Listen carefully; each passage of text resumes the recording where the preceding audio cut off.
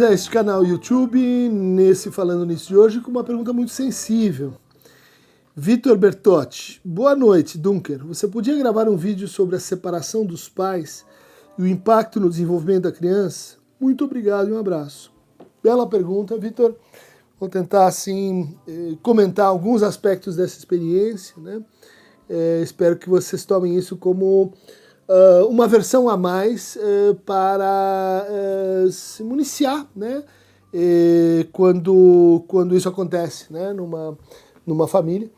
E eu começaria mencionando assim, né, a dúvida e o papel que os filhos, especialmente quando eles são menores, quando isso pesa na decisão dos pais. Então, seja um, seja o outro, sejam os dois, dizem, olha, a gente não se gosta mais, temos razões aqui para separar, mas nós temos filhos muito pequenos e não queremos produzir uma experiência de sofrimento para eles, não queremos privá-los, né, da presença, da companhia mais extensa, seja do pai, seja da mãe. Então, esse é um argumento que às vezes vai se perpetuando, né, a gente acompanha isso, vai produzindo casamentos, né, às vezes muito vazios, muito empobrecidos, outras vezes violentos, cheios de brigas, né, ou meramente assim funcionais, né, sem muito afeto entre os parceiros, e a gente acredita que isso, assim, no fundo é bom que as crianças tenham, assim,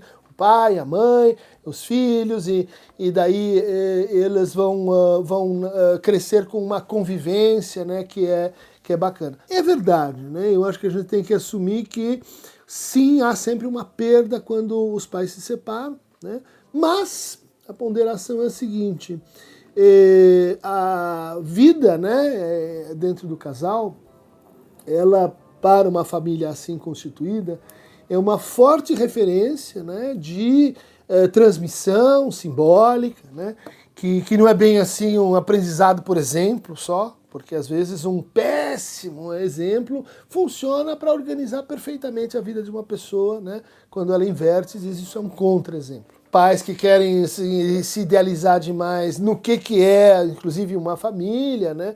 Muitas vezes acabam pecando, né? A palavra que vem, por esse excesso de transmissão de uma... A gente fica com o outro mesmo se não tem motivos, razões, causas para isso, né?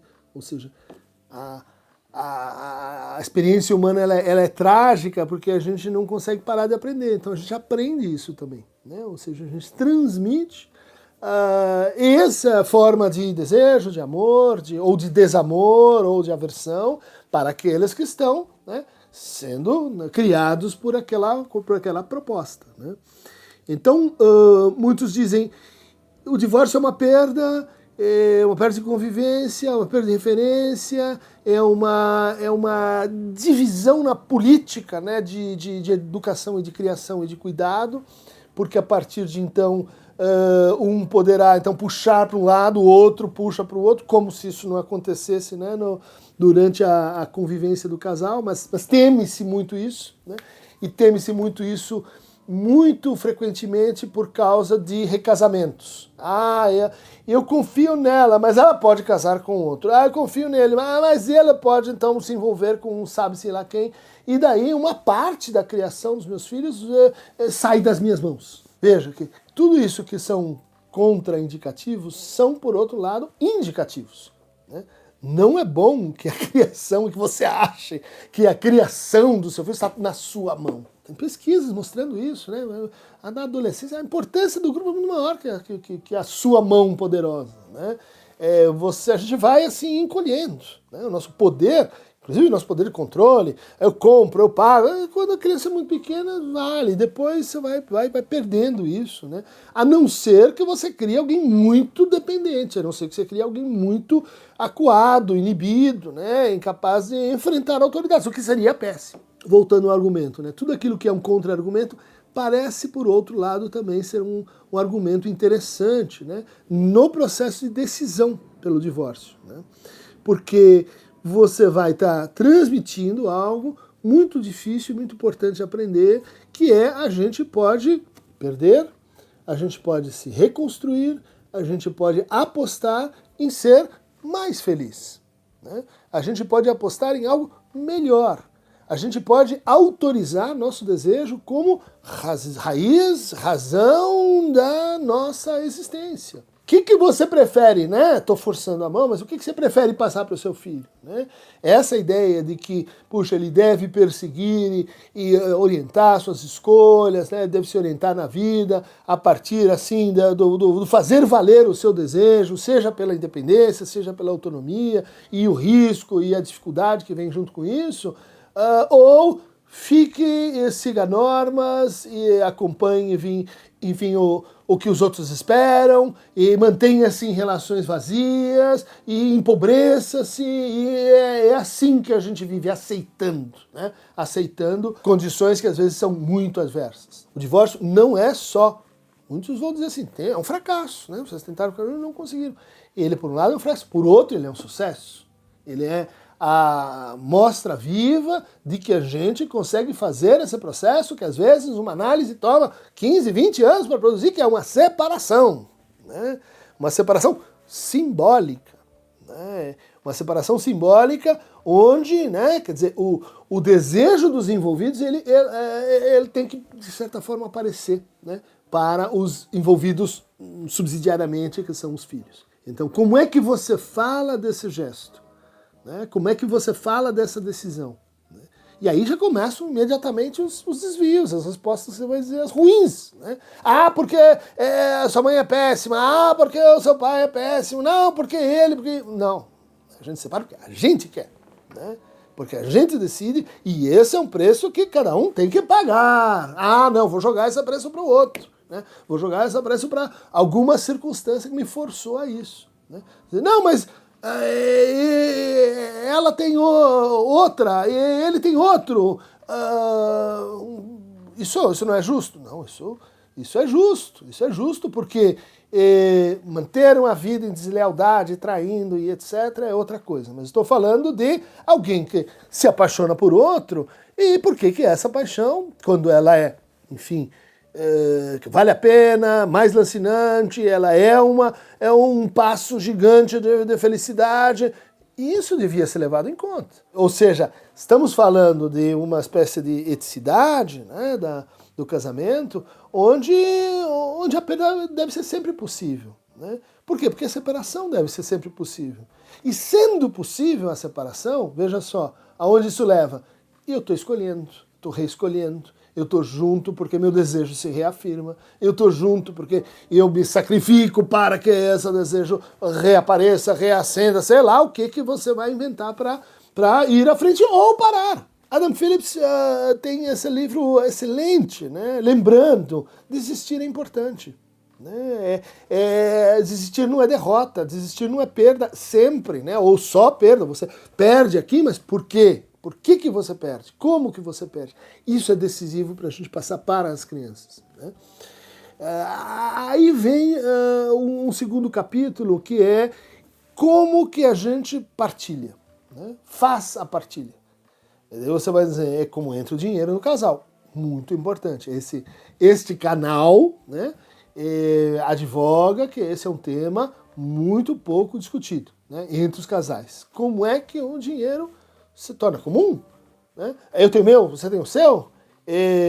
Então quem ganha mais manda, quem ganha menos desmanda? É a materialidade de como é que a gente constrói uma relação democrática, uma relação equitativa, uma relação igualitária. Veja, não tem fórmula, né? Mas tem princípio. Então você vai transportar, né, para aquele casal a forma como você faz contratos em geral, como você faz combinados com o outro, a forma como você pactua simbolicamente na sua vida. Né? E aí isso vai se mostrar na hora do divórcio. Né? E na hora que algo se rompe, que você descobre do que aquilo era feito. Então, pessoas muito pacíficas podem se tornar monstros, pessoas monstruosas podem se portar de forma muito, muito lúcida. A separação, ela é um processo, vamos dizer assim, de imprevisibilidade.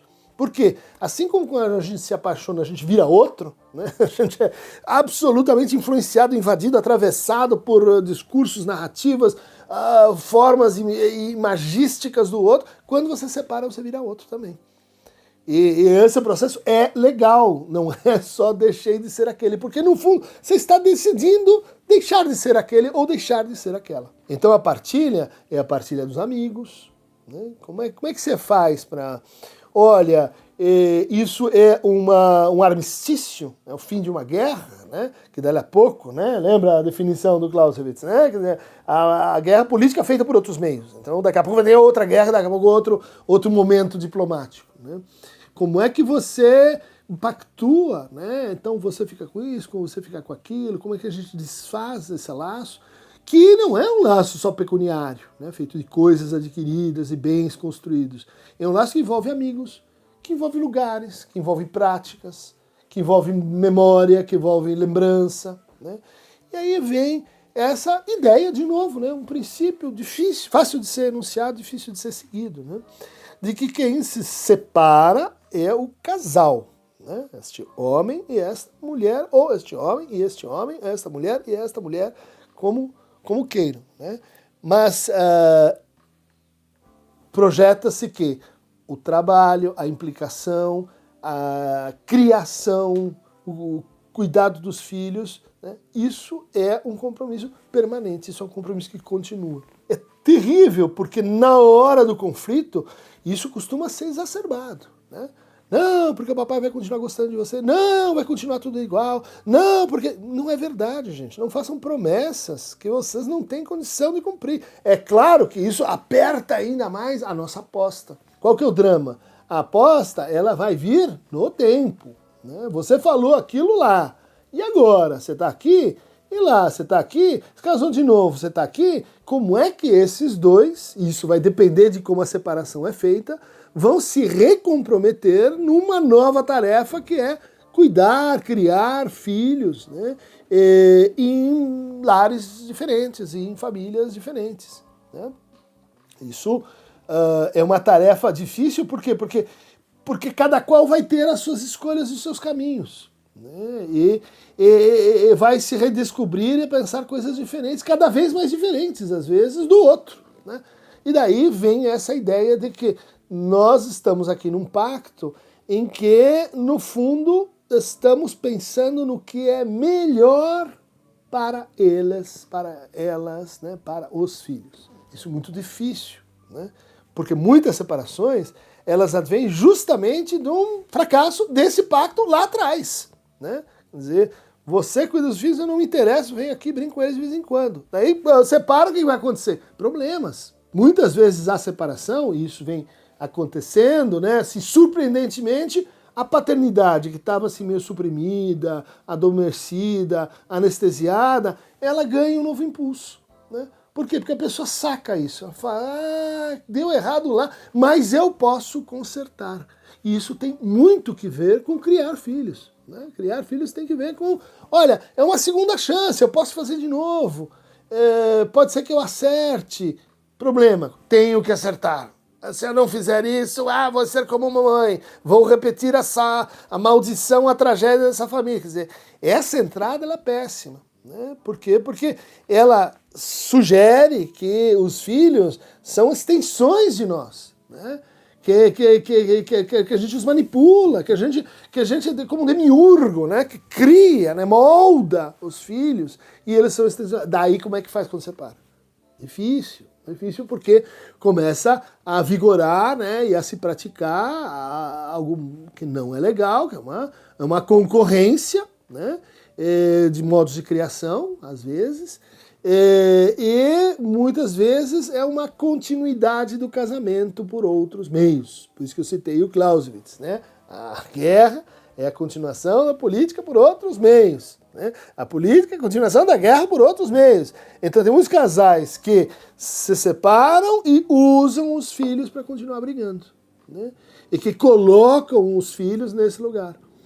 E que insistem em perguntas obscenas, né? Que jamais devem ser feitas por uma criança, né? Você gosta mais do papai ou você gosta mais da mamãe? E às vezes, você não pergunta, mas você pensa. Né? Quer dizer, o teu problema é saber quem é que tem posse maior naquele objeto. Não dá, gente. Né? Isso termina mal. Assim como termina mal, aquelas separações culposas em que um ou outro oferece rios, mundos e fundos para apaziguar a sua própria culpa. Né? E que é percebida imediatamente pelos filhos. Dizem, então pai, ou então mãe, você não vai mais morar comigo, a gente vai mudar de escola, às vezes de classe, perder os amigos e etc. Porque e isso tudo em nome do quê? O que eu estou vendo aqui na frente? Uma pessoa culpada? Né? Quer dizer, achando que está fazendo uma coisa errada? Prefiro não. I would prefer not to, vai dizer o Bartleby. Daí, né, qual é o peso proporcional que vai ter a culpa nesse processo? E às vezes isso se desdobra, né, em paternidades culpadas, em maternidades culpadas. Não, mas por que eu fui me separar? Então olha aqui, agora ele está envolvido com drogas. Olha que ele tirou 2 de geometria. Olha que agora ele está aprontando na escola. Gente, isso, né, quer dizer, a gente sabe que tem uma relação, mas essa relação tem muito mais que ver com a forma como a gente se separa, né, como a gente conduz separações em geral na nossa vida. Isso significa quando a gente faz lutos, como a gente diz tchau para a infância, como a gente muda de emprego, como a gente muda de casa, assim, como a gente pratica a separação, como a gente cultiva a separação, do que com a separação em si, né? Essa demonização do acontecimento é um deslocamento, né? Geralmente um deslocamento de forma para conteúdo, ou de conteúdo para forma. Né? O fato é que a gente se separou. Terrível. Não, mas eu não suporto o que ele me disse. Não, mas eu não suporto aquela forma, como foi feita. Claro, está fixado, né, num momento espaço-temporal para marcar assim quem tem razão, por exemplo, né, ou quem é o pior, e que muitas vezes se redobra para eu vou mostrar que sou mais feliz que o outro, e que são formas, o que eu estou fazendo aqui? Eu estou descrevendo as formas patológicas, né, que podem acontecer nesse trajeto. Né? Me parece mais razoável do que dizer a separação tem que seguir esse ritmo, esse perfil e etc. Mas nesse sentido tem algumas coisas óbvias também por dizer. Não imagine que seu filho e sua filha não vai sofrer. Né? Por quê? Porque esta, inclusive, entre outras coisas, é uma experiência que ajuda, se bem feita, né, se bem atravessada, a aprender como a gente fica triste, a gente chora, a gente fica sem dormir, mas a gente recupera, a gente vai em frente, a gente aceita e a gente faz as pazes e a gente se reconstitui. Né? Então esse é um processo. Nos separamos, ele começou a dar problema na escola. Eu sou problema na escola, professor particular. Deixe que o seu filho, que sua filha, ele tramite aquilo no seu próprio tempo e à sua maneira. Não, tá dando problemas de forma generalizada e o sofrimento está muito mais do que a gente consegue. Então procure um especialista, procure alguém para ajudar e tal. Mas em geral as pessoas fazem isso antes de tentar assim, olha, vamos conversar mais, vamos ficar mais juntos, vamos acertar um sistema minimamente compreensível, né, de circulação dentro do cotidiano. Né?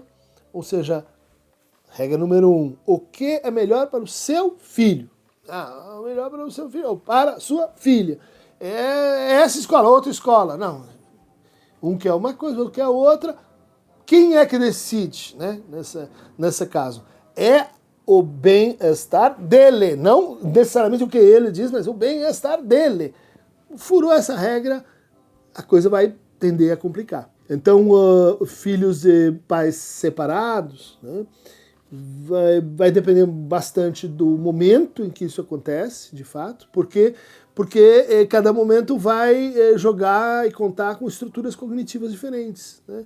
Filho muito pequeno, filha muito pequena, adolescente, adulto, né? Você vê, é completamente distinto. A ideia de que isso traumatiza necessariamente é uma grande tolice, né? Nós estamos defendendo aqui que o que traumatiza são maus encaminhamentos, né?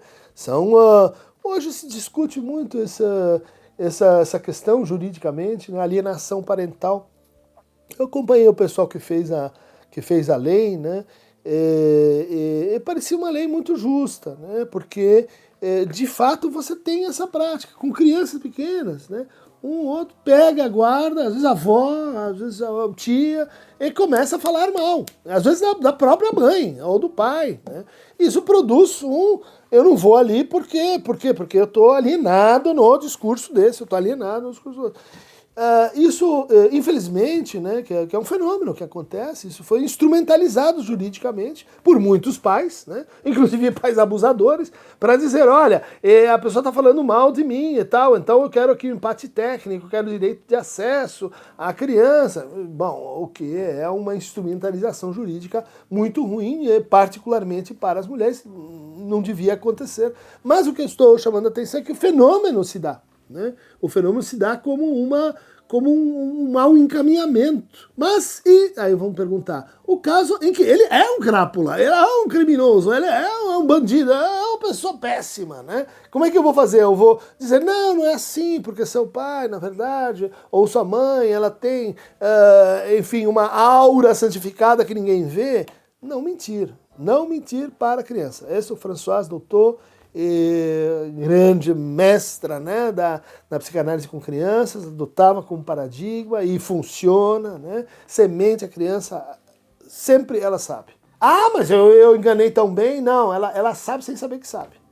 E aí, bicho, aí vai aparecer essa verdade lá no sintoma, naquela fala estranha, né? Não que a criança sempre saiba de tudo, mas eventos dessa envergadura, né? Eventos, né, que marcam assim trajetórias longas da experiência comum e etc. Dificilmente, você precisa de muita alienação para que a verdade não reapareça, ainda que a pessoa não consiga ler esta verdade e tomá-la para si. O divórcio, ele é um ensinamento para todos, né? Ele é um momento sofrido para todos, né? Em geral. Ele é uma experiência de longo prazo, todo mundo pensa no divórcio, como no luto, né? Um problema ali, a pauleira, um brigou, não. O processo é que é longo, por isso a gente se embanana com ele. Então pensar muito bem o cotidiano da criança. Ah, não, guarda compartilhada. Ah, é? É difícil o guarda compartilhada. Eu também acho ótimo, mas você mora perto, né? Mas você vai morar perto daqui a 5 anos? Mas e daí, não, é tranquilo, a gente põe numa perua, ele passa 3 horas por dia na perua e... Você está pensando em quem? No seu filho? Na sua filha? Ah, mas é que agora tem filhos do segundo casamento, que estão nessa escola, que gostam disso, que gostam daquilo, né? Ou seja, é um jogo assim, que se você não trabalha para reverter a tendência óbvia, né? Você gera mais sofrimento, ressentimento, né? Você gera exclusões simbólicas, né? Ela não paga a pensão, ela não te dá carinho, ou os filhos do novo casamento têm, você não tem. É muito fácil que os envolvidos transfiram suas mazelas, né, para os filhos e é aí que é o problema, né? Quer dizer, se você não se separou deste ou daquela, como é que você espera que o seu filho sobreviva a isso, né? Então, faça o seu dever de casa, né? Depois a gente conversa sobre as vítimas indiretas, os efeitos colaterais e etc. Tá bom? Então estão aqui algumas indicações, né? Muitos diziam assim, quando você vai para o analista é porque você vai separar. Às vezes é verdade, mas por quê? Porque você espera até o fim, né? Você luta até o fim. Quando você já não está conseguindo, daí, em geral, as pessoas dizem, então vou procurar um psicanalista, né? Olha, às vezes ele ajuda você, assim, antes, né, desse momento mais crítico, né? Então, para ajudar separações, a maior separação é a morte, clica aqui no Aqueronta Movepo, né? Que é esse transportador de almas entre mundos, esse mediador entre o céu e o inferno, que é como, em geral, a gente vive, né, um divórcio.